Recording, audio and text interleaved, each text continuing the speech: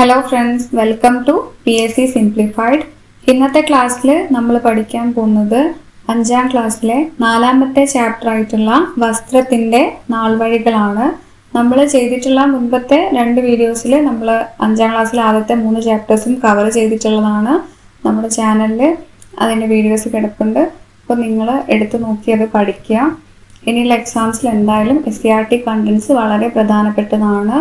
അപ്പം ഒരിക്കലും ഇത് മിസ് ചെയ്തിട്ട് എക്സാമിന് പോകുന്നൊരവസ്ഥ വരരുത്. ഇപ്പോഴേ പഠിച്ചു തുടങ്ങിയത് ഇനിയുള്ള പരീക്ഷകളാകുമ്പോഴത്തേക്കും നല്ല രീതിക്ക് കവർ ചെയ്ത് റിവൈസ് ഒക്കെ ചെയ്തിട്ട് തന്നെ എക്സാമിന് പോകുന്നൊരു സാഹചര്യം ഉണ്ടാക്കിയെടുക്കുക.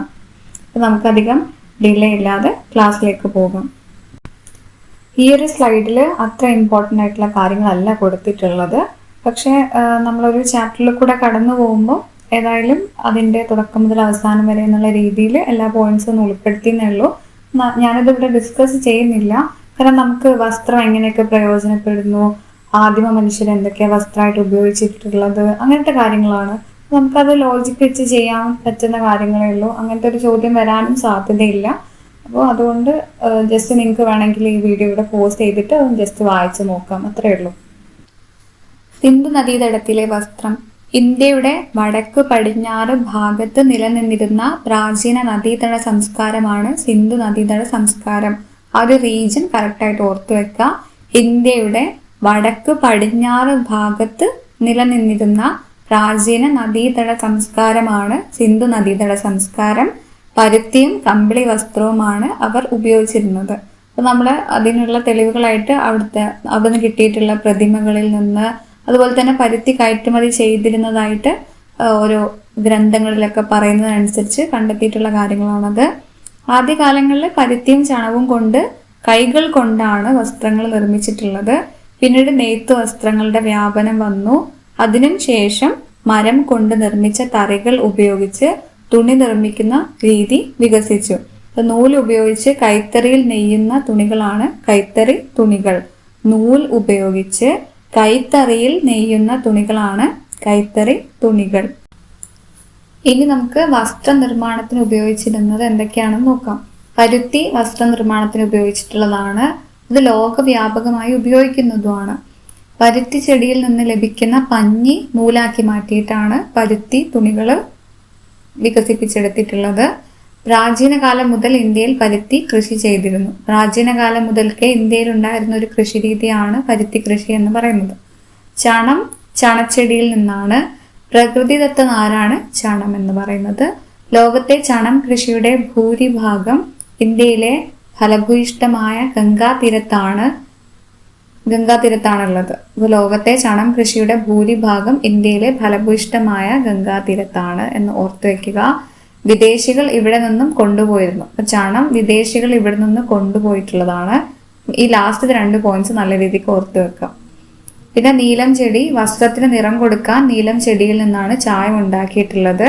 പിന്നീട് ഈ നീലത്തിൽ എന്തെയും വിവിധ കൂട്ടുകളൊക്കെ ചേർത്ത് പുതിയ പുതിയ നിറങ്ങളാക്കി അങ്ങനെ കുറച്ചും കൂടെ കളർഫുൾ ആവാൻ തുടങ്ങി വസ്ത്രങ്ങളൊക്കെ തന്നെ. പിന്നെ നമുക്ക് കൈത്തറി കേന്ദ്രങ്ങൾ, നമുക്ക് നമ്മുടെ നാട്ടിൽ കേരളത്തിലെ കൈത്തറി കേന്ദ്രങ്ങൾ കണ്ണൂരിലുണ്ട്. അതുപോലെ തിരുവനന്തപുരം ബാലരാമപുരത്ത്, തൃശ്ശൂർ ജില്ലയിലെ കുത്താമ്പുള്ളി നിങ്ങൾ എന്തായാലും കേട്ടിട്ടുണ്ടാവും. വസ്ത്ര വ്യവസായത്തിലെ വിപ്ലവം സൃഷ്ടിച്ചിട്ടുള്ള യന്ത്രങ്ങളെ കുറിച്ചാണ് നമ്മൾ പഠിക്കാൻ പോകുന്നത്. സ്പിന്നിങ് ജെന്നി, അത് വളരെ പ്രധാനപ്പെട്ടതാണ്. ജെയിംസ് ഹാർഗ്രീവ്സ് ആണ് കണ്ടുപിടിച്ചത്. സ്പിന്നിങ് ജെന്നി കണ്ടുപിടിച്ചത് ജെയിംസ് ഹാർഗ്രീവ്സ് ആണ്. കൈകൊണ്ടുള്ള നൂലുൽപാദനം അക്കാലത്തെ വസ്ത്ര വ്യവസായ ആവശ്യത്തിന് തികയുമായിരുന്നില്ല. നമുക്ക് ലോജിക്കലി ചിന്തിച്ചാൽ അറിയാം, ഇത്രയും ജനസംഖ്യ കൂടുന്ന സമയത്ത് കൈകൊണ്ടുള്ള നൂലുൽപാദനം കൊണ്ട് ആ നാട്ടിലുള്ള ആളുകളെ മുഴുവനും ആവശ്യങ്ങൾ നിറവേറ്റാനും അതുപോലെ തന്നെ കയറ്റുമതി ചെയ്യാനും ഒന്നും സാധിക്കില്ല. അങ്ങനെ വരുമ്പം അതിനൊരു ബദൽ മാർഗം കണ്ടുപിടിക്കാൻ തന്നെ വേണം. അങ്ങനെ വരുമ്പോൾ നമ്മൾ യന്ത്രങ്ങളാണ് കണ്ടുപിടിക്കുക. അങ്ങനെ ഒരു സാഹചര്യത്തിലാണ് സ്പിന്നിങ് ജെന്നി. ജെയിംസ് ഹാർഗ്രീവ്സ് ആണ് സ്പിന്നിങ് ജെന്നി കണ്ടുപിടിച്ചത്, ഓർത്ത് വെക്കുക. ജനസംഖ്യാ വർധനവ്, വസ്ത്രത്തിന്റെ ആവശ്യകത വർദ്ധിച്ചു. അപ്പോൾ പുതിയ യന്ത്രങ്ങൾ മനുഷ്യപ്രയത്നം കുറയ്ക്കുമെന്ന് മനസ്സിലാക്കി അങ്ങനെ പുതിയ യന്ത്രങ്ങൾ വന്നു. അങ്ങനെ കൈത്തറിയുടെ സ്ഥാനത്ത് യന്ത്രത്തറി വന്നു. ഇനി യന്ത്രത്തറി കണ്ടുപിടിച്ചത് ആരാണ്? എഡ്മണ്ട് കാർട്ട്റൈറ്റ് ആണ് യന്ത്രത്തറി കണ്ടുപിടിച്ചത്. അതിൽ വൈദ്യുതിയോ മറ്റു ഊർജ സ്രോതസ്സോ ഉപയോഗിച്ചാണ് ഇത് പ്രവർത്തിക്കുന്നത്. കൈത്തറിയേക്കാൾ വളരെ വേഗത്തിൽ കൂടുതൽ തുണി ഉൽപ്പാദിപ്പിക്കാൻ കഴിയുമെന്നതാണ് യന്ത്രത്തറിയുടെ പ്രത്യേകത. യന്ത്രങ്ങളുടെ ഉപയോഗം വസ്ത്രനിർമ്മാണ രംഗത്ത് എന്തൊക്കെ മാറ്റങ്ങൾ വരുത്തിയിട്ടുണ്ടാവും എന്ന് ചിന്തിച്ച് നോക്കിയാൽ നമുക്ക് മനസ്സിലാവും. വസ്ത്ര ഉൽപാദനത്തിൽ ഉറപ്പായിട്ടും വർധനവ് വന്നിട്ടുണ്ടാവും. മനുഷ്യരുടെ അധ്വാന ഭാരത്തിൽ കുറവ് വന്നിട്ടുണ്ടാവും. യന്ത്രങ്ങൾ കൂടുതലായി പ്രവർത്തിക്കാൻ തുടങ്ങുമ്പോൾ അവിടെ മനുഷ്യരുടെ അധ്വാന ഭാരം കുറയും. പിന്നെ വസ്ത്രങ്ങളുടെ വൈവിധ്യം, ഒരുപാട് വെറൈറ്റീസ് വന്നിട്ടുണ്ടാവും. അതുപോലെ ഗുണമേന്മയുള്ള വസ്ത്രങ്ങൾ വന്നു, വസ്ത്രങ്ങളുടെ വ്യാപനം ഉണ്ടായി. ഒരുപാട് വസ്ത്രങ്ങൾക്ക് അങ്ങനെ ഒരു ദാരിദ്ര്യമുള്ള ഒരു സാഹചര്യമൊക്കെ മാറി. അങ്ങനെ കുറവുകളില്ല, കൂടുതലേ ഉള്ളൂ എന്നൊരു സാഹചര്യത്തിലേക്ക് എത്തിയിട്ടുണ്ടാവും. അപ്പൊ അതിൽ പ്രകൃതിദത്ത നാരുകൾ കൊണ്ടും വസ്ത്രങ്ങൾ നിർമ്മിക്കാറുണ്ട്. അതുപോലെ കൃത്രിമ നാരുകൾ കൊണ്ടും വസ്ത്രങ്ങൾ നിർമ്മിക്കാറുണ്ട്. പ്രകൃതിദത്ത നാരുകൾ എവിടെ നിന്നാണ് എടുക്കുക? ജന്തുക്കൾ, സസ്യങ്ങൾ, ഇതിനെയൊക്കെ ആശ്രയിച്ചാണ് പ്രകൃതിദത്ത നാരുകൾ ഉള്ളത്. കൃത്രിമ നാരുകൾ പോളിസ്റ്റർ, നൈലോൺ തുടങ്ങിയതാണ്. അത് പെട്രോളിയം പോലുള്ള രാസവസ്തുക്കളിൽ നിന്നാണ് കൃത്രിമ നാരുകൾ ഉൽപ്പാദിപ്പിക്കുന്നത്. കൃത്രിമ നാരുകൾ കണ്ടുപിടിച്ചത് തന്നെ എന്തിനു വേണ്ടിയിട്ടായിരിക്കും? കൂടുതൽ ഈട് നിൽക്കുന്നതും ചെലവ് കുറഞ്ഞതുമായ വസ്ത്രനിർമ്മാണത്തിനാണ് ഇത് സഹായിച്ചിട്ടുണ്ടാവുക. അതുപോലെ ചെലവ് കുറവാണ്, പെട്ടെന്ന് ചുളിയില്ല, അങ്ങനത്തെ കുറെ കാര്യങ്ങളാണ്, അങ്ങനത്തെ കുറെ സവിശേഷതകളാണ് കൃത്രിമ നാരുകൾക്കുള്ളത്. അതിൽ പോളിസ്റ്റർ, നൈലോൺ, റയോൺ ഒക്കെ അതിനകത്ത് വരുന്നതാണ്. പ്രകൃതിദത്ത നാരുകൾ നോക്കിക്കഴിഞ്ഞാൽ ജന്തുക്കളിൽ നിന്ന് നമ്മൾ ചെമ്മരിയാടിൽ നിന്ന് എടുക്കാറുണ്ട്. കമ്പിളി പൊതുപ്പിന് വേണ്ടി കമ്പിളി നാര് കിട്ടാൻ വേണ്ടിയിട്ട്. പട്ടുനൂൽ പുഴുവിൽ നിന്ന് പട്ടിന്റെ നാര്. അതുപോലെ സസ്യങ്ങളിൽ നിന്ന് നോക്കിക്കഴിഞ്ഞാൽ പരുത്തി, ചണം ചെടികളിൽ നിന്ന്, അതുപോലെ അങ്ങനെയാണ് പരുത്തിയും ചണനാരും കിട്ടുന്നത്. ടെക്സ്റ്റ് ബുക്കിൽ ഇത്രയും കാര്യങ്ങൾ കഴിഞ്ഞാൽ പിന്നെ കൊടുത്തിട്ടുള്ളത് 1859 അന്നത്തെ തിരുവിതാംകൂർ രാജാവായിട്ടുള്ള ഉത്രം തിരുനാൾ മാർത്താണ്ഡവർമ്മ പുറപ്പെടുവിച്ചിട്ടുള്ള ഒരു വിളംബരത്തിന്റെ ഒരു ചിത്രമാണ്. അപ്പൊ അതിൽ ഏതാണെന്ന് 1859 കേൾക്കുമ്പോൾ തന്നെ നമുക്ക് പെട്ടെന്ന് അത് ക്യാച്ച് ചെയ്യാൻ പറ്റണം എന്തായിരിക്കും എന്നുള്ളത്, എന്ത് വിളംബരമായിരിക്കും എന്നുള്ളത്. ചാന്നാർ ലഹളയാണ് അല്ലെ.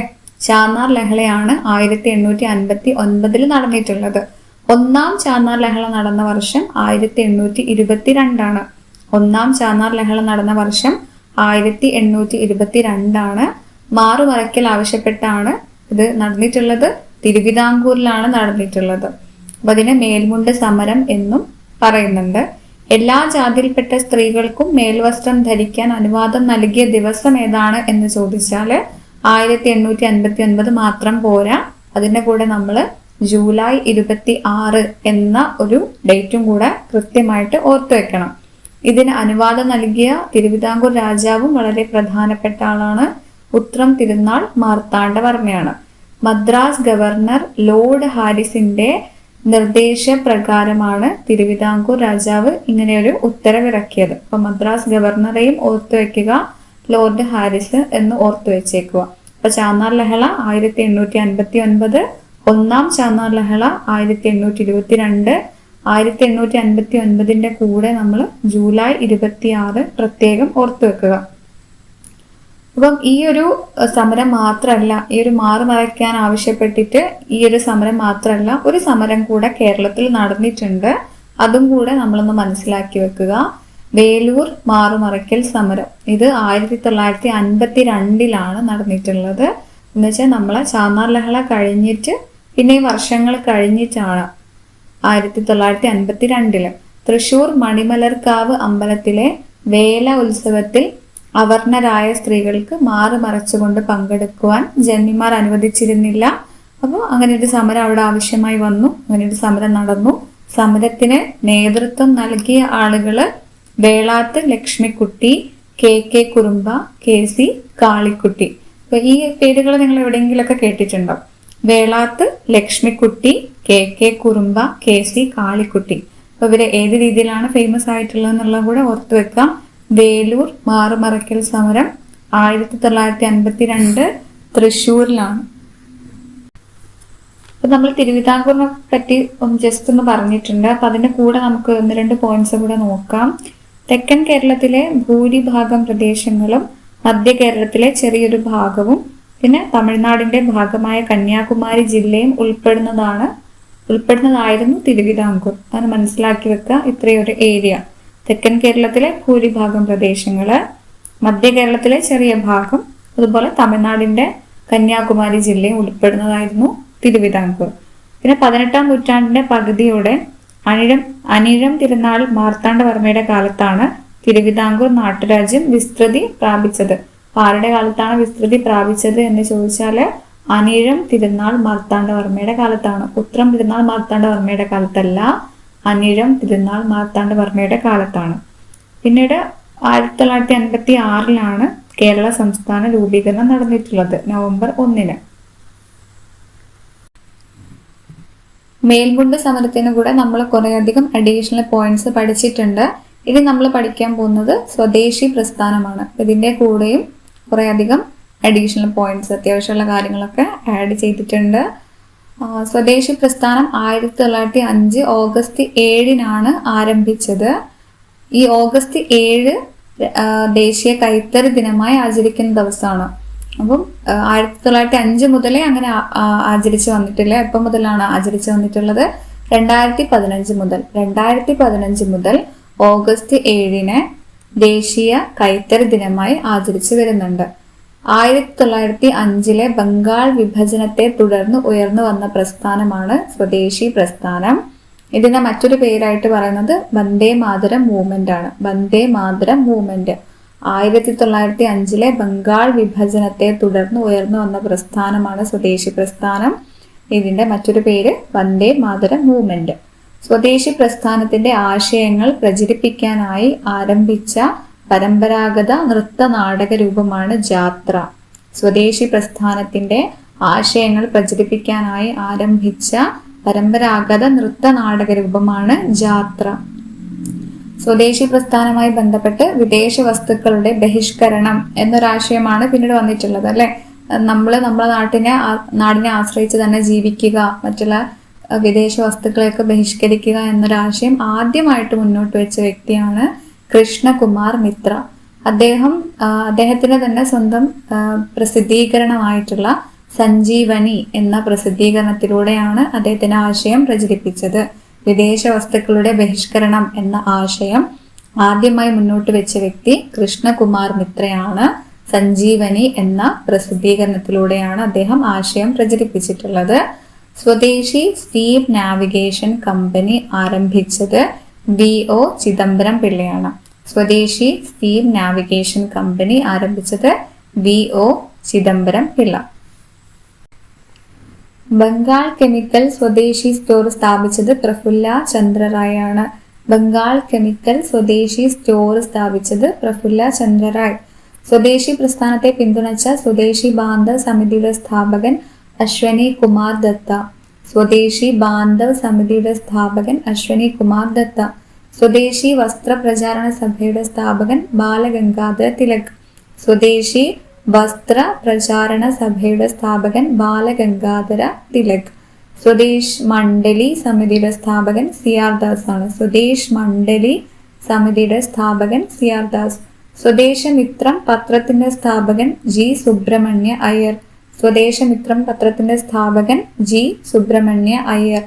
അനുശീലൻ സമിതിയുടെ സ്ഥാപകരാണ് ഭരീന്ദർ കുമാർ ഘോഷും പ്രമോദ മിത്തറും. ഭരീന്ദർ കുമാർ ഘോഷ്, പ്രമോദ മിത്തർ തുടങ്ങിയവര് സ്ഥാപിച്ചിട്ടുള്ള സമിതിയാണ് അനുശീലൻ സമിതി. ധാക്ക അനുശീലൻ സമിതി സ്ഥാപിച്ചത് പുലിൻ ബിഹാരി ദാസ്. ധാക്ക അനുശീലൻ സമിതി സ്ഥാപിച്ചിട്ടുള്ളത് പുലിൻ ബിഹാരി ദാസ്. രാഖി ബന്ധൻ എന്ന പ്രസ്ഥാനം ബന്ധപ്പെട്ടിരിക്കുന്നത് സ്വദേശി പ്രസ്ഥാനവുമായിട്ടാണ്.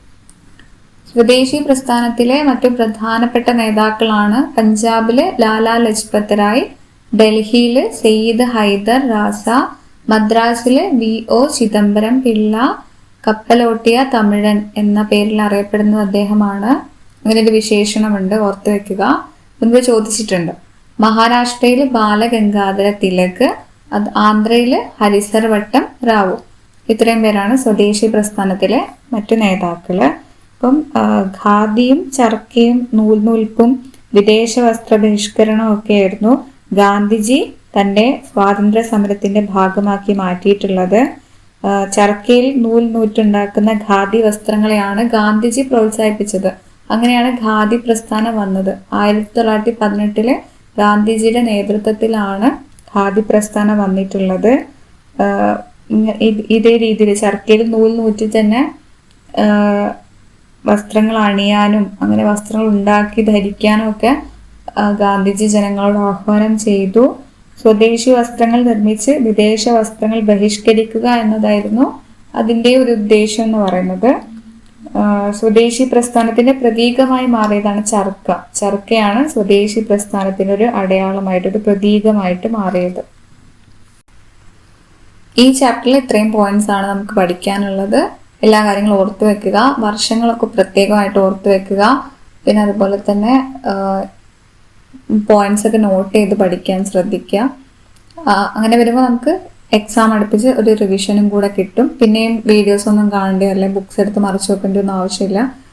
ടെക്സ്റ്റ് ബുക്കൊന്നും എടുത്ത് മറിച്ചിട്ട് നോക്കേണ്ട ആവശ്യമില്ല. നമുക്ക് നമ്മൾ ചെറുതായിട്ട് എഴുതി വെച്ചിട്ടുള്ള പോയിന്റ്സും കാര്യങ്ങളും ഒക്കെ ഒന്ന് റിവൈസ് ചെയ്താൽ പെട്ടെന്ന് എളുപ്പത്തിൽ പഠിക്കാനും പറ്റും. സോ ഇതേ രീതിയിൽ നമുക്ക് എല്ലാ ക്ലാസ്സുകളും പെട്ടെന്ന് ചെയ്യാവുന്നതാണ്. അപ്പം വീഡിയോ ഇഷ്ടമായി ലൈക്ക് ചെയ്യുക.